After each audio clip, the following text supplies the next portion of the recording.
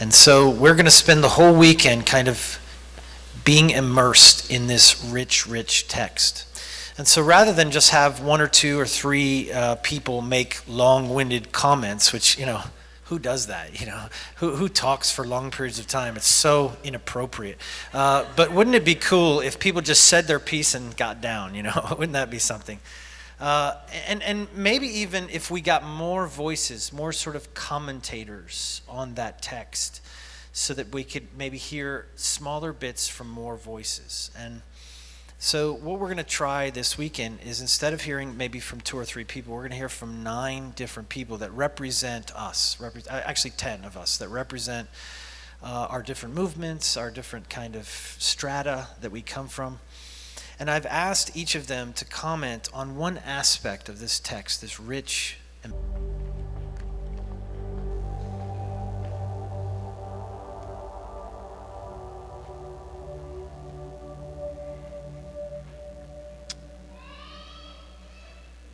The Spirit dreams and thrills the unrepentant. It thrills them to come out of their bent sense and walk straight with Jesus as an everlasting witness. The Spirit makes us God's earthly incense. We are something like an army guided by fire and cloud. We are of sacred descendants.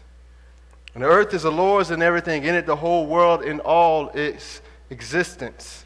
It belongs to the witness who was there since the beginning, who now dwells with us through the Spirit. And this is Jesus. He is the seed and sower. He is the word that seeps within, spread upon our hearts, so that we might grow more in him, in his likeness, so that the slightness of our view of his love would be an inverted blindness, and ever-growing bias sent to us from the highest, his Spirit. Fight for it. Fight for it. Fight for the Lion who fights for you. This is the way of the advocate. We are immortal.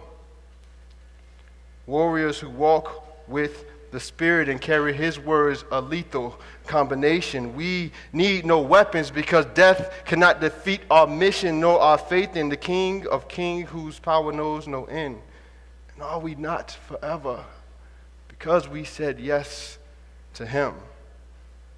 See, whims may come and go as they may, but dreams from the Spirit should stem and grow where they lay. And I know we all hope to somehow simulate the strong and bold who stood like oaks in their day. And I know we want to see the world saved and safe. And I know we see the problems of this world and solutions that leads us right back to the middle of the maze. We see the problems. It is the leading of the Spirit that allows us to dream them away.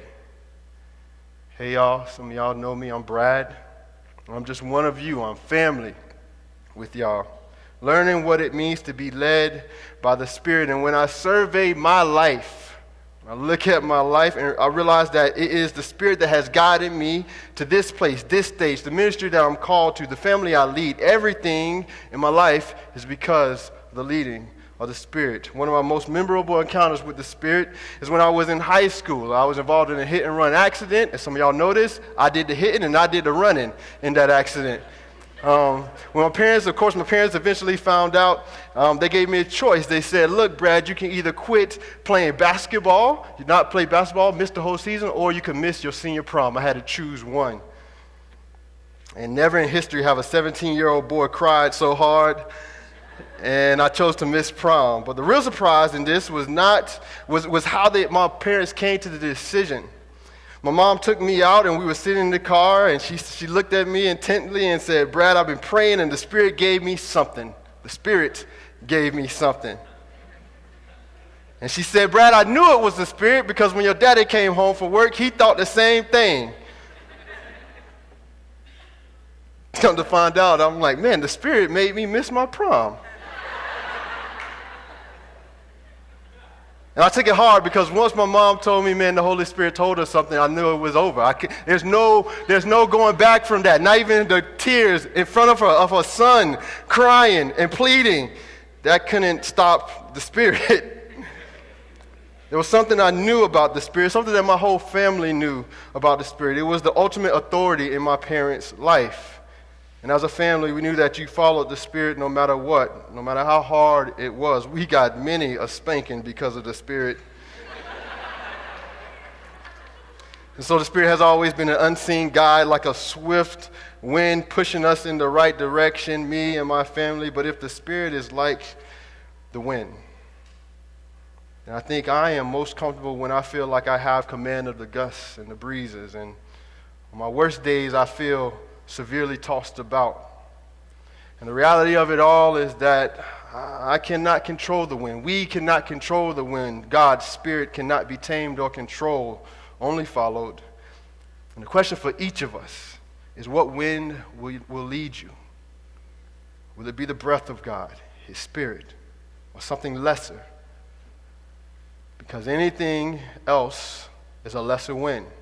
But God's breath gives life no matter how thin the air gets, no matter how dangerous or doubtful the situation looks. The Spirit leads with a heavenly intensity and safety all the same. And so I found this to be true. Those who are led by the Spirit lay down beside still waters no matter what the weather conditions are. And this is a wonderful leadership, a grace-filled guidance. And in my deepest longings, I wonder, God, how could you be so close? How could you stay so close to such a wretched person? And in all my questioning and rationalizing and trying to develop an answer to this question, I've come to this conclusion: I'm asking the wrong question. The better question is, how should I respond to this closeness? How do I respond to a breeze that not only directs me but fills me with every good thing and rages against everything that seeks to destroy me? How do I respond to the Spirit? I let Him lead me. We let Him lead us. And this means we will look kind of funny to a lot of people because we are those who chase after the wind, who are guided by the unseen. But we trust this leading because it has never led us in the wrong direction. And the best way that I can illustrate this is to maybe give you a history lesson, maybe give you a peek in some snapshots into my history, my journey with the Holy Spirit. I joined InterVarsity Christian Fellowship in 2002, in my sophomore year. Took me a while. Yeah, woo, woo. Because that summer before, the Spirit of God asked me a question. I was in South Africa on a missions trip, and I felt the Spirit ask me one question: Brad, what are you doing with your life? And I remember, man, my whole freshman year, I just lived it for myself. I wasn't like a bad kid, but it was all about me. And in a sense, God didn't look at everything that had that wrong, but He just said, He could have picked apart my life, actually, but He really just asked me, look, what are you doing with your life? And that just changed something in me. And so when I got back to campus, I just jumped in to InterVarsity leadership. And I remember a guy asking me that year after, he said, Brad, why is everything that we talk about that you just always bring God into it? And I didn't have a good answer for him back then. Didn't have a really good answer. That's just what was happening. And what had happened was I had been so overcome by Jesus' lordship that you said anything to me, all I could think of is like what God has to say about it. And I was finally had my ear towards the Spirit, and He was always speaking. It's a funny thing with the Spirit. If you listen, He's always speaking to you. I left a little bit later. I left the U.S. to go on a mission trip to the Dominican Republic. But here's the deal: my dad had just had a stroke the day before. And my mama was there, and my brother was there, and we looked at each other in the eyes and was deciding what should we do. And my mama said, go. It was the Spirit in us saying, do what God called you to do. He led you to go, you go. And I went to the Dominican Republic not knowing whether my dad would survive that stroke. I remember attending, he survived, so my dad's still alive. I remember attending a Jesus, Justice, and Poverty conference in San Francisco within the varsity, and I came back from that conference. God broke my heart there as I saw 10,000 homeless people in a 30-block radius, and some streets that you had to step over the homeless. And when I came back, God had broke my heart so much that the Spirit spoke and said, Brad, don't sleep in your bed for a year. It's like, that's weird. So I set my pillow on the floor next to my bed. We made some interesting conversation when people visited me, and I didn't sleep on my bed for a year just to remember the poor. In 2004, I had been leading within the varsity for a while and was indirectly asked out by my wife, Stefania. She had just a fine black woman then, She wasn't my wife yet, but she asked me out. And at that time, I felt the Spirit say, no, don't do it, Brad. Don't go out with her. And I told her no. I said, no, I can't. God is teaching me something about singleness. I'm just trying to follow the Spirit. And that must have been one of those ram in the bush type moments, because a month later, the Spirit said, go ahead. And I went and I started dating her.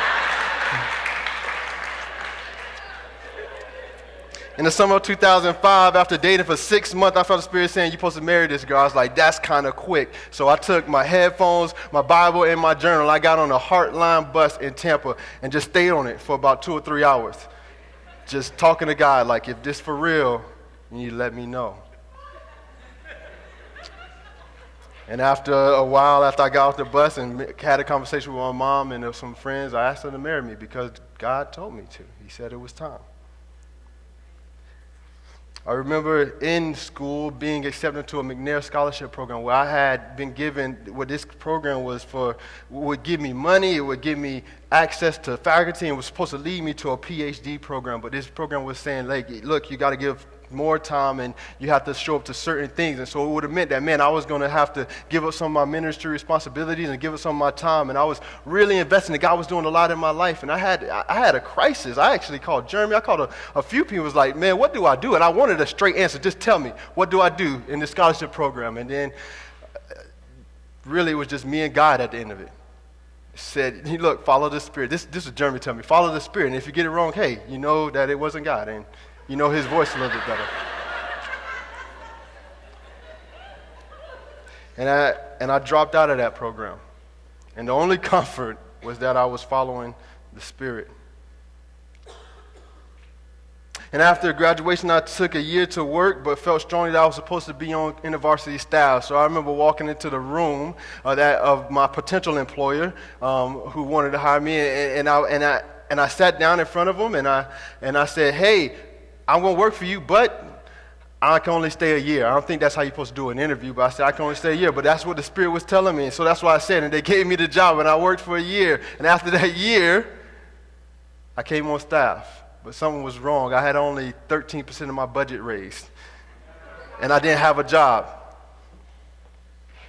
I said, maybe I didn't hear the Spirit right a year ago.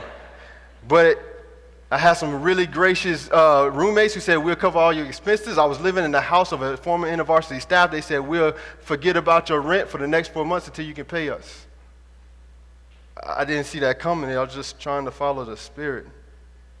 Man, maybe when I was on staff, maybe one of the most important things that we did as a ministry was 2 hours out of the year. We would take 2 hours as a ministry team and sit down and take an hour to listen to God. And then we take another hour to share and figure out, man, what is God saying to us? How should we go about this next year? And those 2 hours would lead the rest of our ministry efforts. And now, by the leading of the Spirit, me and my wife, after hearing God say, move to St. Pete, we've been in St. Pete for about 3.5 years. We heard him say, leave in April, go to St. Pete, that's where I want you. And we left in June. And right now, we live in a house that I can only say God gave it to us. And we live on one of the busiest, probably most high crime area, one of the most high crime areas in St. Pete. And it's often that we are woken up by sirens. It's often that we're woken up by gunshots.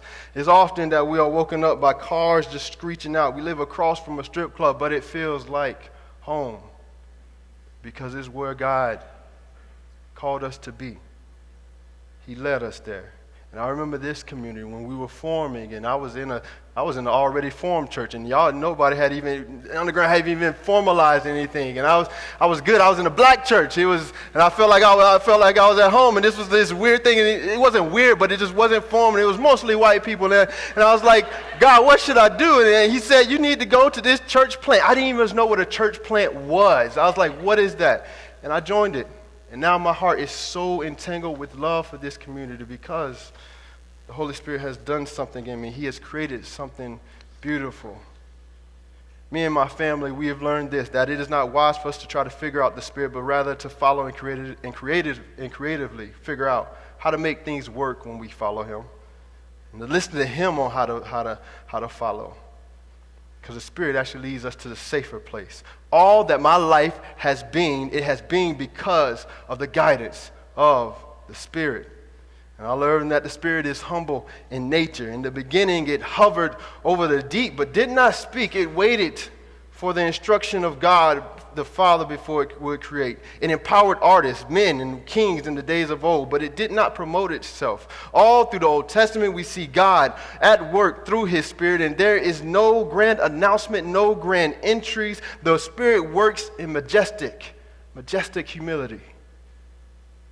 And when God the Son comes down to us, it is the Spirit that placed Him in the womb. It is the Spirit that guided Jesus in His ministry. And then, as if the Spirit had not done enough already, He submits to being with us for all time. And even now, the Spirit speaks and whispers and dreams, inviting us to follow, never being a forceful leader. This is a humble leader. This is a blessed closeness, a leader we can trust, a leader for the lonely missionaries who need to know that you are never alone. It is the Spirit who dares us to invite Him into our leadership decisions. We are a community of leaders, and we all lead unique ministries, but you got to recognize this, that the Spirit is a leader of leaders who leads us all. The Spirit is God among us, guiding us, untamable and unpredictable. The Spirit asks us to learn, to listen, and follow Him. The question is, are you following? Will you follow? Will you let the Spirit lead you? For those who are led by the Spirit of God are the children of God. The Spirit you receive does not make you slaves, so that you live in fear again. Rather, the Spirit you received brought about your adoption to sonship. And by Him we cry, Abba, Father. The Spirit Himself testifies with our spirit that we are God's children. Now, if we are children, then we are heirs, heirs of God and co-heirs with Christ, if indeed we share in His suffering, in order that we may also share in His glory.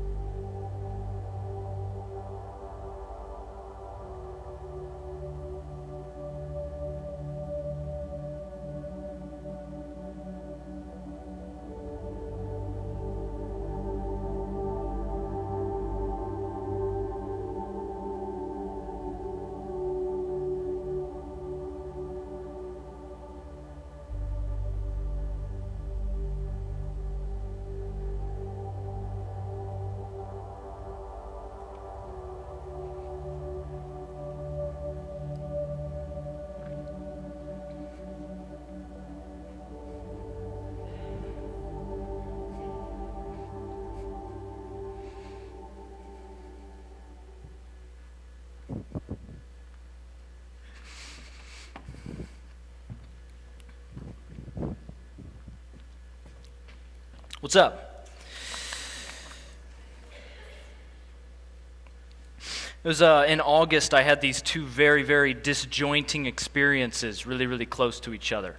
There was a Saturday in August, late August, where we had a few of the neighborhood kids come over to our house. It's probably similar for a lot of you, but whenever there's no school, the kids come over like Saturday, Sunday, holidays, Teachers Institute, whatever that is. We really no idea still. And there's several other afternoons where they'll stop by. And this Saturday, there were these two sisters that came over.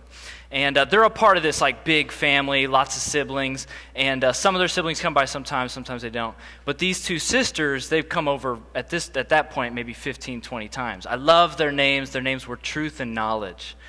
And Truth is younger. She's like maybe 5 or 6. Knowledge is like 8 or 9 years old.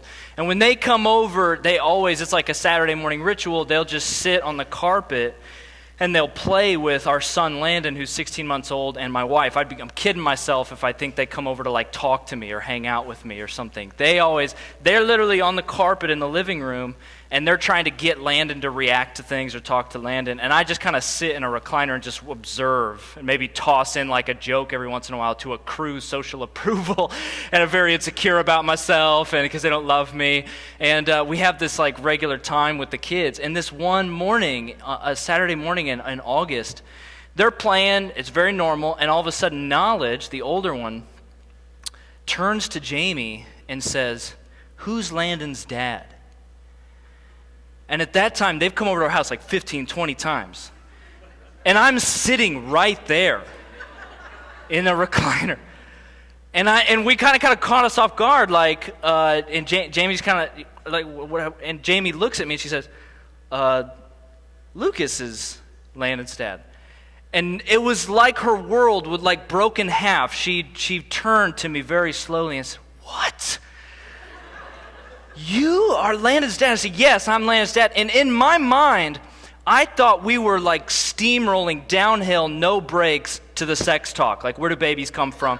I was like committed. I was sure. So in my own mind, sitting in this recliner, I'm kind of like, I'm gearing up. Like, here we go. It's coming. Like, guy loves a girl. They get married. They share a special hug. And kids, over. Do you have any questions, You have several questions. That makes sense. That makes a lot of sense. So I'm kind of like gearing up. I'm like and I'm like, here it comes. And instead, she just kind of like moves on. She's like, "You're Landon, that's great." And then she just moves on. They start playing with Landon, trying to get him to like respond to things. They just love it when he makes sounds or whatever because he can't talk. And eventually she's kind of playing Knowledge, again, the older one, she's kind of playing with Jamie's hand, and Jamie's got these two like rings on her hand, and she notices this one. She says, "Is that a wedding ring?" And Jamie said, "Yeah, that's my wedding ring." She says, "You're married?" And I'm sitting right there. She says, "You're married?" And I'm like, and Jamie's like, "Yeah, I'm married." She says, "Who's your husband?" And again, I'm like, do I feel this one? And Jamie turns and she said, "Lucas is my husband." And it's like we're having the same conversation. She turns to me real slow. What? And it was just like that conversation we had gnawed on me. The rest of that day, like the rest of that Saturday, I could not get out of my head. And it has gnawed on me for 5 months. Because in one kind of little conversation in our living room, we witnessed like the wonder and the precious innocence of a child, but at the same time we witnessed the tragedy that she has had stolen away from her the ability to live with an expectation of present fathers and healthy marriages and unbroken families. And seeing those two things at the same time was so, I don't know, I just have not been able to get it out of my head. And for a moment, we tasted the relational fragmentation that riddles her life, that riddles our neighborhood, that riddles our city.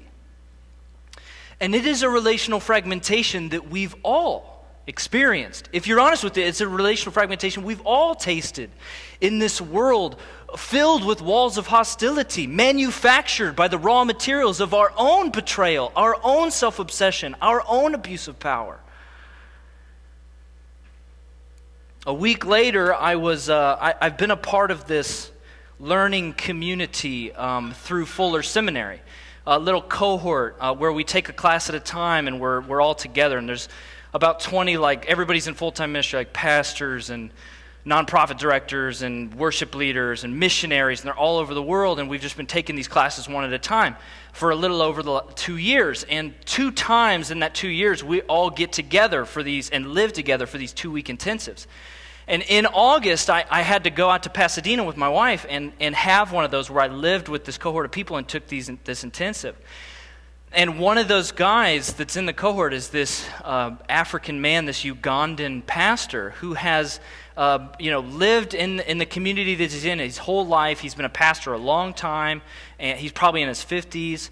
And one of the things the first week we had to do when we were together was create these presentations of our life and our ministry and catch each other up on what was going on.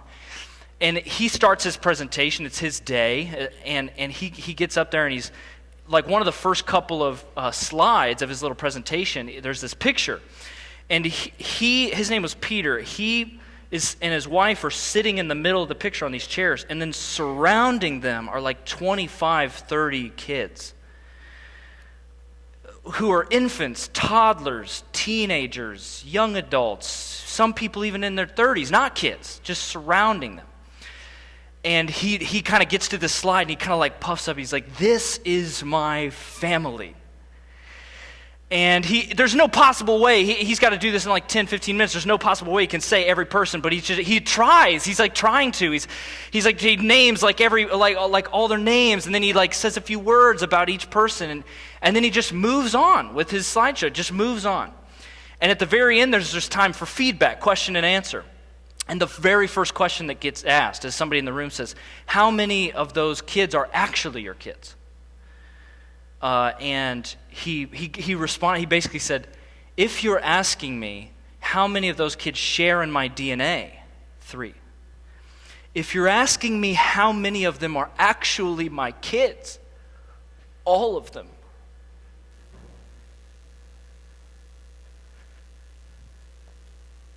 He said his family grows every year because kids lose their parents to HIV, or their parents leave them because they can't take care of them, or kick them out because they don't want to take care of them.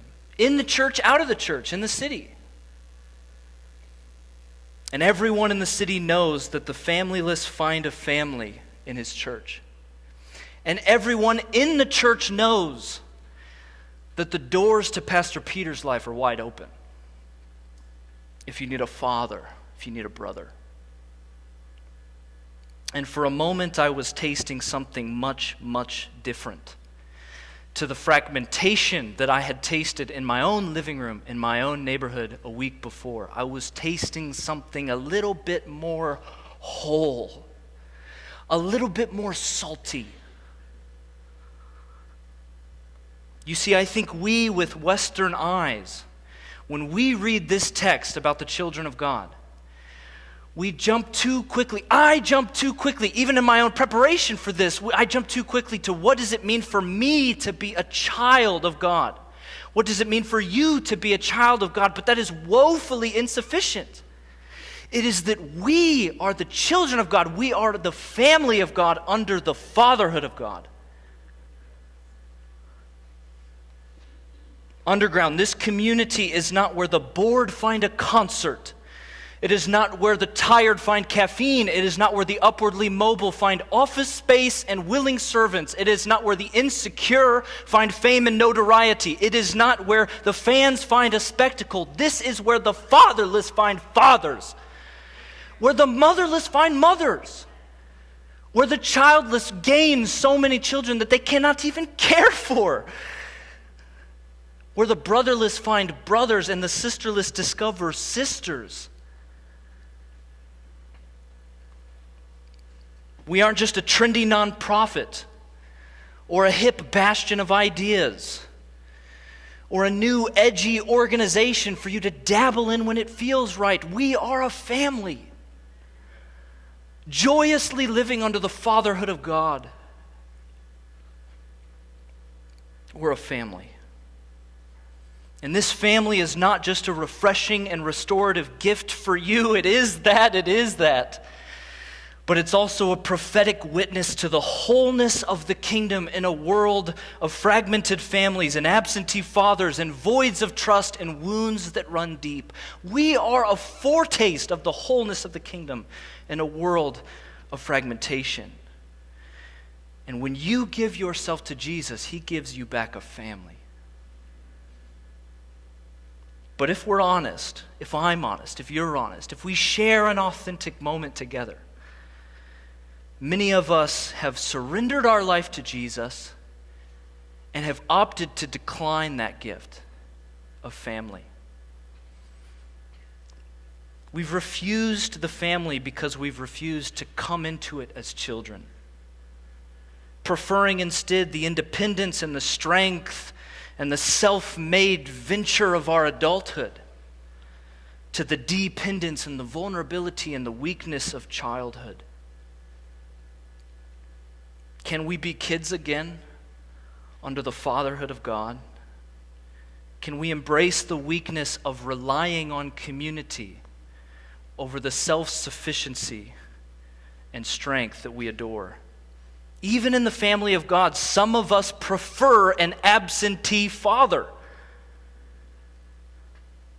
Someone who comes to us when we need him, deposits cash in our checking account from afar, but we never actually want to walk with him, be with him, know him, be known by him, listen to him, wait for him. Can we be kids again under the fatherhood of God? Trade in the familiarity of your realism and pick up the sweet folly of dreaming with God, being an idealist, giving him your imagination. Can we be kids again under the fatherhood of God? Can we put down the self-preservation of our pessimism in favor of the vulnerability of hope? Can we be kids again in this kingdom? Can we let go of the predictability of our routine survival and take the risk of adventure on the vanguard of his redemption? Can we be kids under the fatherhood of God? Don't you see that the essence of our independent and self-made adulthood has wounded us in this family? Let's be kids again, together, in this family that we've been given under the fatherhood of God. For those who are led by the Spirit of God are the children of God. The Spirit you received does not make you slaves so that you live in fear again. Rather, the Spirit you received brought about your adoption to sonship, and by him we cry, Abba, Father. The Spirit himself testifies with our spirit that we are God's children. Now, if we are children, then we are heirs, heirs of God and co-heirs with Christ, if indeed we share in his sufferings, in order that we also may share in his glory.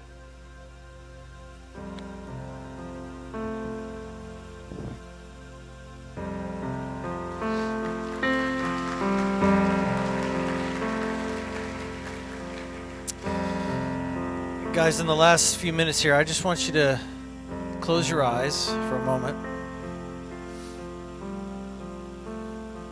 And some of us, some of you have earthly fathers, some of you don't. Some of you have healthy relationships with your earthly father. Some of you have a very unhealthy relationship. There's almost always something wrong there.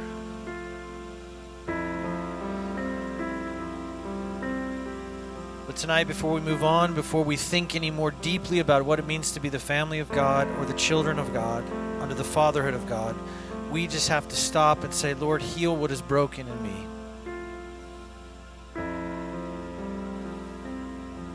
And maybe it's a father you need. Maybe it's a mother you need. Maybe it's a sister or a brother. Maybe it's children you need. But like Lucas said, this is the family of God, and all of those things are here for you under the gracious, everlasting leadership of our Father.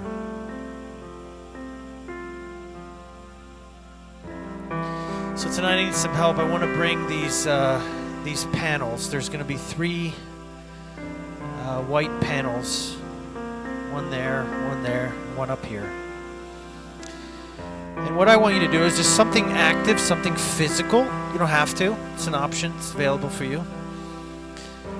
If you feel or if you're willing to say, okay, I want to know again, to remember what it means to be a child.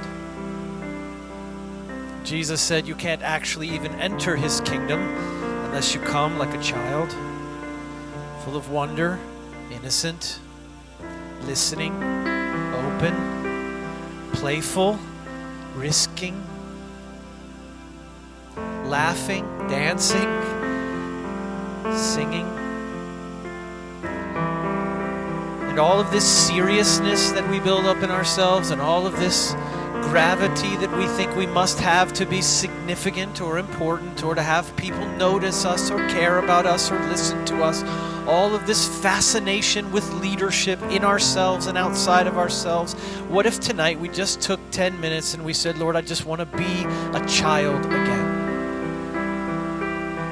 To step back away from all of that seriousness and all of that and just say, Lord, remind me what it means to be your son, your daughter, a child in your family.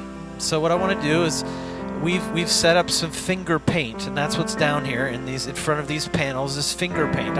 We just couldn't think of anything more sort of silly. Some of you are even already concerned, but what will happen to my hands or these nice clothes that I wore today? These aren't the concerns of a child. No one's worrying about the seats or the floors or the walls. Children don't care about such things. They care about making something. They care about touching the world. They care about seeing what will happen. And so as an act of repentance and as an act of obedience, as an act of learning, as an act of worship, I want to invite you, even as the worship team comes up and sings or whatever they're going to do, I want to invite you that instead of coming to the table for communion, instead of coming to the altar to cry or to get healing or to be broken, I am calling you to an altar of playfulness and childlikeness, and I'm calling you to the altar tonight to be a kid again, just for a brief moment, to take your hand and put it in some paint, and to put that hand on this wall, to leave your mark as a family.